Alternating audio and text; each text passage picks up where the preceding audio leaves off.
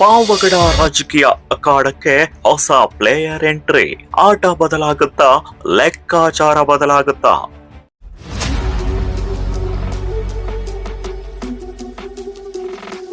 ಎರಡ್ 2028 in future ನಾವ್ ಇಲ್ಲೇ ಇರ್ಬೇಕಂತ ಬಂದಿರ್ತಕ್ಕಂಥವ್ರು.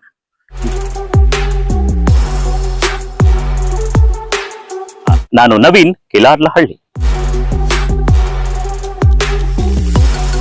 ವಿಧಾನಸಭಾ ಚುನಾವಣಾ ಪೂರ್ವದಲ್ಲಿ ಪಾವಗಡ ತಾಲೂಕಿಗೆ ಸಾಕಷ್ಟು ಹೊಸ ಆಕಾಂಕ್ಷಿಗಳ ಮುಖಗಳು ಬಂದ್ ಹೋಗ್ತಾ ಇದ್ದಾವೆ. ಆಮೇಲೆ ಯಾರು ಹೋಗಿರ್ಬೋದೇನೋ, ನಾವು ಅವ್ರ ಬಗ್ಗೆ ಟೀಕೆ ಟಿಪ್ಪಣಿ ನಮಗೆ ಬೇಕಾಗಿಲ್ಲ.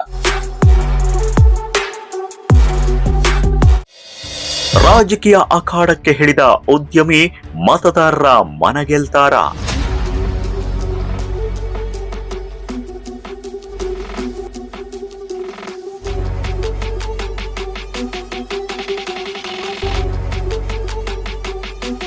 ಚೇತನ್ ಬಾಬು ಕೂಡ ಅದೇ ಸಾಲಲ್ಲಿ ಸೇರ್ಕೊಳ್ತಾರೆ. ಓಡೋದಂತದ್ದು ಪ್ರಸಂಗ ನಮಗ್ ಬೇಕಾಗಿಲ್ಲ. ಇಷ್ಟಕ್ಕೂ ಯಾರೀ ಚೇತನ್ ಬಾಬು?